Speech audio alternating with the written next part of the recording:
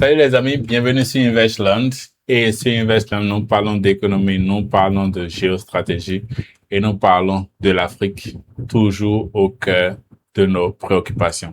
Aujourd'hui, nous allons parler de Starlink. Starlink, qui est cette plateforme de donne de l'Internet au monde entier pratiquement, avec ses satellites de bas niveau, qui fait en sorte que même dans les régions les plus reculées, vous pouvez avoir accès à Internet à haut débit.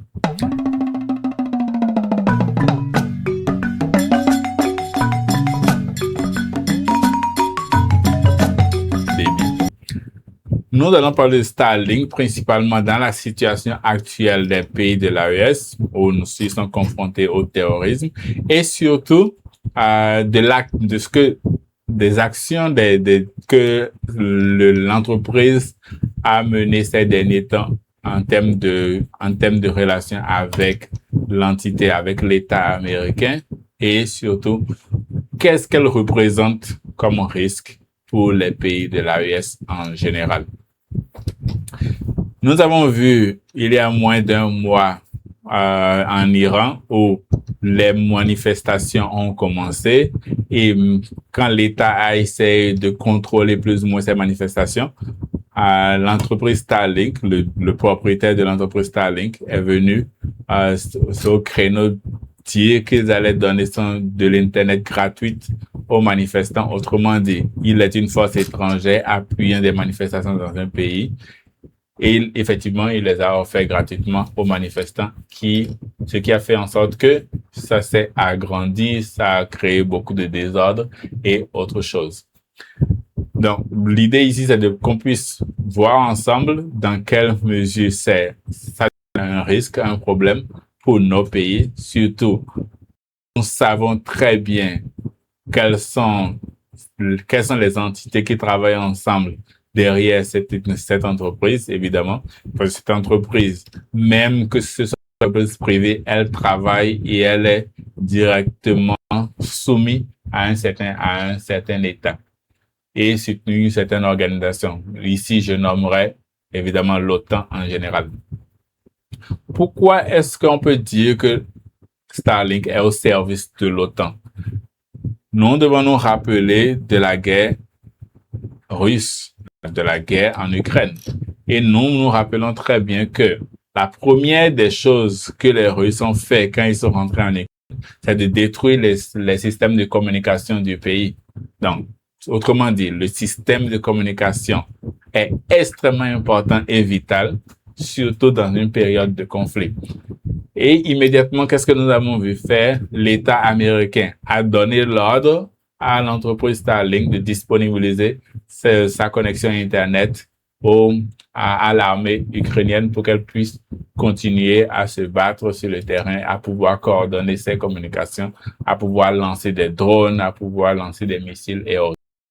Donc, nous voyons très bien que l'entreprise n'est pas une entité neutre, mais c'est une entité qui est soumise aussi à quelqu'un d'autre, qui est soumis à un certain État, qui est soumis à une certaine organisation. Et il faudrait bien qu'on soit conscient de ça quand nous prenons des décisions. Mais pourquoi est-ce qu'aujourd'hui je viens pour parler de Starlink? Parce que le Niger, c'est le dernier, d'après ce que j'ai vu dans le journal, c'est l'un des derniers États de la région à autoriser Starlink à opérer sur son territoire.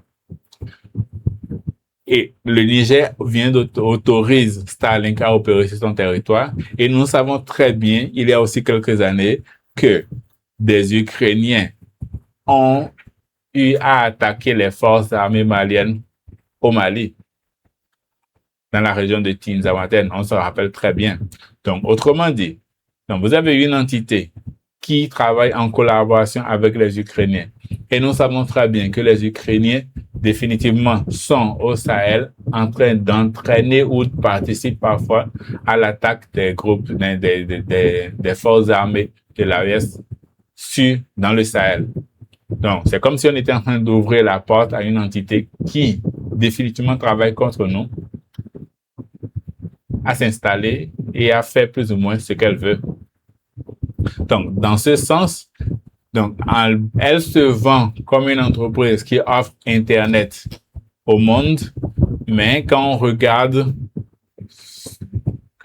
avec un peu plus de conscience, avec un peu plus de calme, avec un peu plus de stratégie, c'est une infrastructure extrêmement dangereuse pour les pays en général, surtout les pays qui n'ont pas encore de la stabilité, surtout qui sont en train de lutter contre l'impérialisme en général, parce qu'ils n'acceptent pas un non. On peut voir le cas de l'Iran toutes les fois. Tout s'organise pour pouvoir attaquer l'Iran parce que l'Iran ne veut pas se soumettre. Et tout est utilisé. Donc, que ce soit les entreprises privées, que ce soit la monnaie, que ce soit... Et dans le dernier cas, Starlink a été utilisé pour pouvoir faire en sorte que et d'effondrer le pays, pour que le pays s'effondre, pour que le régime iranien s'effondre, pour qu'il y ait un changement en Iran. Donc, c'est juste un exemple, mais il faut qu'on soit bien conscient que s'ils le font là-bas, c'est que chez nous, ils le font encore plus. Si nous n'avons pas d'infrastructure propre à nous, on devrait être encore plus vigilants sur ce que nous permettons d'avoir accès à notre territoire, qui peut communiquer. Pardon, si vous prenez le cas du Mali, par exemple, où ils ont, comment on va dire, ils ont suspendu l'accès de certains médias sur le territoire malien. Avec une Internet normale d'un réseau cellulaire, d'un réseau mobile ou d'une connexion Internet Wi-Fi, vous pouvez avoir un contrôle sur ça. Vous pouvez dire que ça, vous n'aurez pas accès. Ça, vous pouvez bloquer cet accès, par exemple. Mais avec Starlink, vous n'avez aucun contrôle, absolument aucun contrôle sur ce qui est les informations, les données qu'il collecte de vos utilisateurs, de vos citoyens, encore moins de qui utilise ces données ou comment les gens se communiquent pour se coordonner et pouvoir faire des attaques sur votre territoire. Donc, Starlink, dans ce sens, vraiment permet et est un facteur décisif dans cette guerre asymétrique qui est menée. Autrement dit, si les terroristes peuvent se coordonner sur le terrain sahélien sans aucun souci, c'est parce qu'ils ont accès à des formes de communication que l'État n'a pas les moyens de contrôler. Et Starlink est l'un d'entre eux. Je ne dis pas qu'en ce moment, il faudrait suspendre et ne pas utiliser Starlink, mais évidemment, il faudrait que l'État puisse repenser à les modèles, comment est-ce que ça opère? Ça opère comment? Les données vont ou qui utilise ces données? Est-ce qu'ils sont capables de suspendre ou non? Donc, ça, c'est une de grosses questions. C'est vrai que si vous prenez une antenne Starlink, par exemple, ce n'est pas le moins cher qui existe, mais imaginez un peu qu'un État décide, que nous savons qu'il y a certains États qui sponsorisent le terrorisme au Sahel. Ces États décident évidemment de fournir des terminaux Starlink aux terroristes. Est-ce que nous pouvons contrôler ça? Non. Est-ce que nous pouvons savoir par un mappé, est-ce que nous savons où sont les terminaux Starlink dans le Sahel? On n'en sait rien. Est-ce que nous pouvons prendre un schéma, un plan du pays, une carte du pays et savoir exactement où est émis, où est reçu plus de signal Starlink ou non? Est-ce qu'on est capable de faire ça? Je crois aussi que non. Donc, vraiment, ça devient un problème sérieux pour lequel nos militaires doivent réfléchir et peut-être trouver une solution. C'est vrai que dans la guerre asymétrique d'aujourd'hui, juridiquement, ils n'ont pas beaucoup de moyens de contraindre. Aujourd'hui, par exemple, qu'ils ont autorisé Starlink à opérer, c'est presque impossible de lui dire non. Non, pas parce que juridiquement, il n'est pas possible de dire non, mais comment est-ce que vous pouvez empêcher les satellites d'être au-dessus de votre pays? Les pays africains n'ont pas les moyens de dire non. Même les pays comme la Chine et autres n'ont même pas les moyens de dire non, mais la différence est qu'ils ont beaucoup plus un certain contrôle. Eux aussi, ils ont leur propre constellation de satellites qui qui pilulent leur ciel. Donc, ce qui fait qu'ils savent quel satellite les regarde, quel satellite est au-dessus d'eux ou non. Mais malgré ça, ils n'ont pas un contrôle absolu. Et il faut aussi comprendre que, différents des pays africains, la Chine a construit un grand pare-feu, ce qui fait que tout ce qui peut être qu'un citoyen chinois peut voir, l'État sait exactement ce qu'il peut voir et ce qu'il ne peut pas voir. C'est vrai que quand vous utilisez des VPN, vous pouvez avoir accès à beaucoup d'autres choses. Mais pour décourager ça, ils ont construit des solutions locales. Donc, avec des solutions locales, le citoyen n'a même pas son temps à perdre pour aller regarder une information ou un média extérieur si il a déjà tout chez lui. Donc, pourquoi il va utiliser WhatsApp si j'ai une application qui est de mon pays, que tous ceux qui sont autour de moi, tous ceux qui sont mes contacts, les proches, utilisent. Donc, pourquoi il va utiliser WhatsApp? C'est un peu comme au début quand Telegram a été lancé. Quand Telegram a été lancé au début, WhatsApp dominait et Telegram a été lancé. Il y avait tellement peu de personnes qui utilisaient Telegram que ça ne valait pas la peine d'installer Telegram. C'est vrai au fil du temps, avec les nouvelles fonctionnalités, c'est vrai que les gens ont migré et tout ça. En plus, il y aura une vidéo sur cette question de Telegram sur la chaîne pour qu'on en parle. C'est aussi une autre question qu'il faudrait qu'on puisse discuter, effectivement. Bien, c'était tout pour cette vidéo. J'espère que vous comprenez dans quelle optique nous faisons cette analyse en relation à Starlink.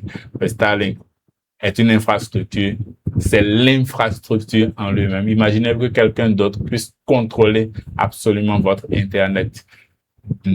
Non seulement avoir accès aux données, mais avoir à dire ce que vous pouvez voir, où est-ce qu'il y aura Internet ou pas, parce qu'ils peuvent couper à un certain endroit et offrir à d'autres endroits. Donc, littéralement, c'est comme si je voyais le contrôle de l'électricité dans votre maison. Donc, je peux dire dans la chambre, il y aura de l'énergie et pas dans la cuisine, où je peux couper la cuisine et mettre ça, allumer la lumière du portail. Donc, imaginez un peu la situation. Donc, c'est une situation extrêmement grave qu'il faudrait qu'on puisse réfléchir calmement, penser à des solutions et voir dans quelle mesure nous pouvons nous débarrasser de ce système.